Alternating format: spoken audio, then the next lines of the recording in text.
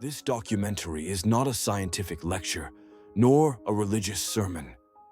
It is a mirror, a poetic reflection of what is found in the books of Shia Islam, a worldview shaped by love, light, and sacred narration, passed from the Prophet Mohammed to his family, the Ahlulbayt, and to all who seek truth through them. What you are about to hear is sacred. It is not merely narration, it is testimony.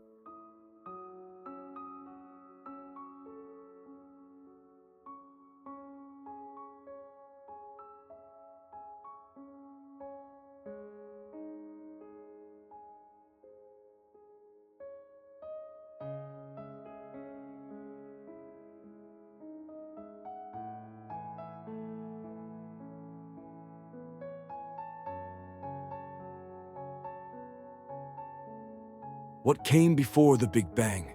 What came before time, space, and the laws of physics? Science tells us how the universe expanded. It maps the radiation, the particles, the temperature of space.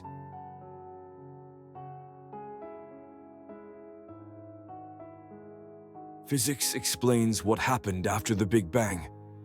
Energy expands, equations predict, but not what came before. Time breaks down, equations collapse. Energy doesn't feel, equations don't choose.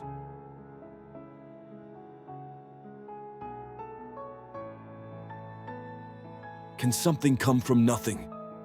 They describe what happened after the Big Bang, but not what came before. And here, the door opens. If something came before the Big Bang, it must have been unlike anything we can measure. Not matter, not energy, not even space. It must have been light. The light is not photons or waves, aware, loving, eternal. Gave before anything could receive. Loved before anything could return. Love.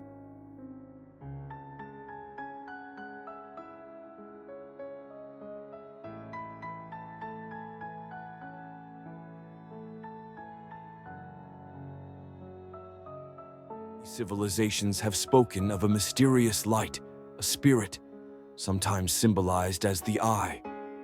They describe the seed of life, the Genesis pattern, the flower of life, sacred forms said to hold the blueprint of creation itself. Throughout history, sacred geometry, from circles to spirals, has pointed to something divine.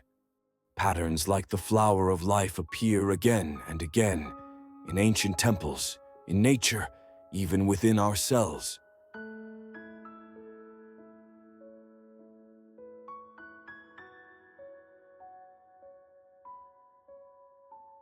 One question remains. Behind the elegance of the pattern, a question still lingers. What is the spirit behind the pattern? Does it have a name? And why did it exist at all? This documentary unveils what was hidden, a truth spoken long ago and silenced for centuries. Now the veil begins to lift. This light is described in an ancient narration, preserved through sacred memory and passed down through generations. Modern physics tells us the universe is expanding, and yet, within the tiniest particle, we find a reflection of the whole. Every cell contains code, every atom dances with energy, and within the human being is a mystery deeper than stars. From the vast spirals of galaxies to the delicate patterns encoded in a single strand of DNA. Centuries ago, a voice spoke these words, words that still echo today. Do you think you're a small entity, while within you is enfolded the entire universe? By Imam Ali in Nahj al-Balagha.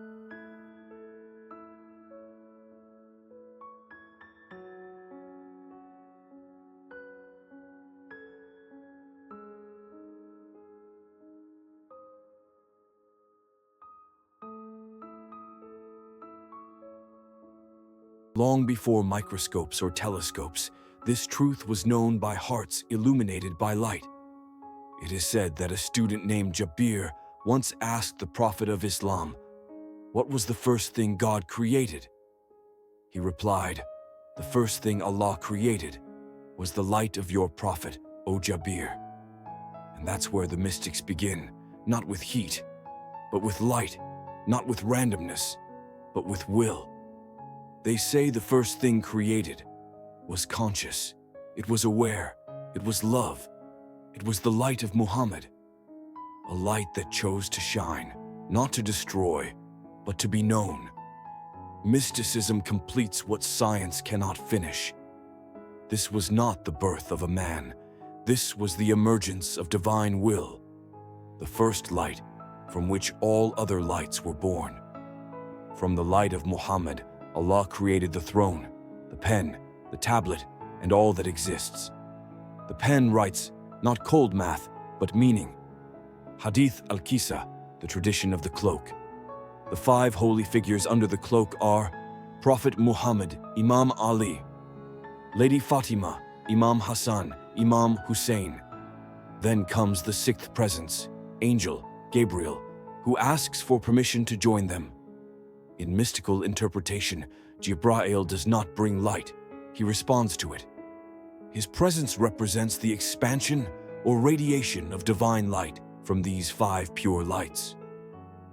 He is the carrier of revelation and the one who transmits divine will to the worlds, signifying the first outward ripple of this sacred center. Sacred geometry.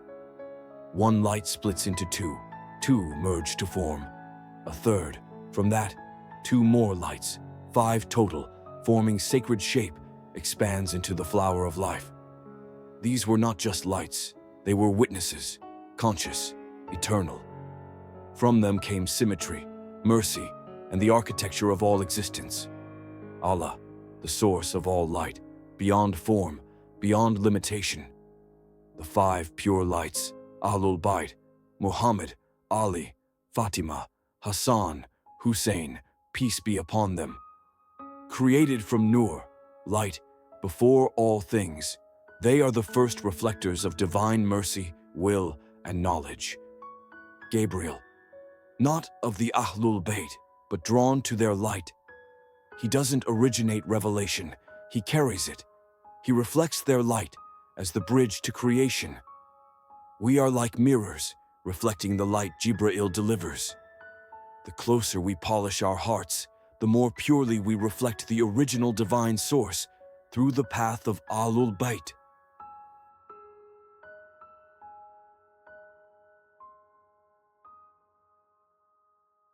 In the beginning, there was light, not the kind measured in wavelengths, but a light of intention, love, and infinite intelligence. From that light, a field was born, an invisible, immaterial presence known in divine teachings as ether.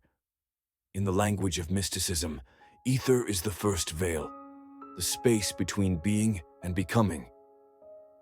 Modern science seeks this field in theories of quantum foam and dark energy, but divine knowledge called it Al-Athir. Imam Ja'far al-Sadiq said, Allah created light, and from that light, he created the ether, a veil between the heavens and the throne. From this invisible sea came movement, air, not merely oxygen or gas, but a breath, a cosmic stirring.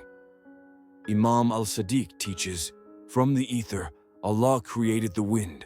He caused it to stir the water and give it life. In that moment, motion was born, and the fabric of time began to tremble. Water, the first known element of life. From that breath, waves formed, subtle and celestial, and the ocean of creation was poured. In both scripture and science, water is the matrix of life, the fluid of birth and transformation. Imam al-Baqir said, the first thing Allah created was water, and from it, everything was made. But water did not remain alone. From its unseen depth emerged fire, not a fire that destroys, but one that radiates without smoke. This was the fire of angels, of luminous beings. Imam al-Baqir said, "From the water, he created a fire without smoke. From this fire, he made the angels of light. Then came the earth, not as a planet first, but as stillness given shape. From foam, from breath, from spark, dust was formed, sacred, stable, awaiting soul." Imam al-Sadiq said, "Allah sent wind to gather the foam on the surface of water, and from it, the dry earth was formed. Light became ether. Ether stirred and became air. Air moved and gave birth to water. Water ignited fire, and from fire's edge, earth found its form. From five, the framework. From framework, the temple. From the temple, the soul would descend." But why did God create the universe? Why light, ether, air, earth? Why galaxies? And why us? A whisper from the unseen answers it all. I was a hidden treasure, and I loved to be known. So I created creation, that I might be known. This was not a command of necessity, but a command of mercy, not a reaction, but a revelation. Creation is the answer to a question of love. Who will witness me? Who will reflect me? And so, the soul was born, not from dust alone, but from the breath of the divine. Modern science tells us that life emerges when matter becomes complex, but Scripture tells us life begins when the soul enters form. The Quran says, "And I breathed into him of my spirit." The soul was not an accident. It was the key to the divine mirror. Formed from earth, lit by fire, washed by water, moved by air, but awakened by light. And so, the soul was sent from the realm of unity to the world of forms. Knowing the one, to forgetting, searching, remembering. This descent was not a fall, it was the beginning of the journey home. You are not just made of matter, you are made of meaning. You were born from a light that loved to be known, and your heart remembers because it came from that treasure.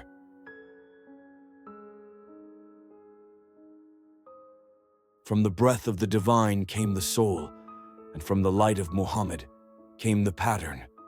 But for that soul to walk, it needed form. In the Quran, Allah said, "I am creating a human being from clay, from molded mud." Earth, the final element, became the cradle of the soul. But the soul was not born of earth, it descended into it. Then Allah said, "And I breathed into him of my spirit." This is not mere breath, but a transmission of consciousness. The divine spark, hidden in the cage of clay. The angels were commanded to bow to Adam, not because of his body, but because of what was inside him. The light of Muhammad was within his forehead, a light older than the angels themselves. When Allah taught Adam the names, he taught him the essence of creation. And among those names were Muhammad, Ali, Fatima, Hassan, and Hussein. Imam al-Sadiq said, "The names that Allah taught Adam were the names of the Prophet and his family." Adam was not just the first man. He was the mirror that reflected what had been hidden, carried the clay of earth, but within him shone the light of heaven. Through Adam, the journey of the soul truly began. The angels bowed not to dust, but to destiny. The soul, now wearing clay, stepped into time to remember the light it once knew.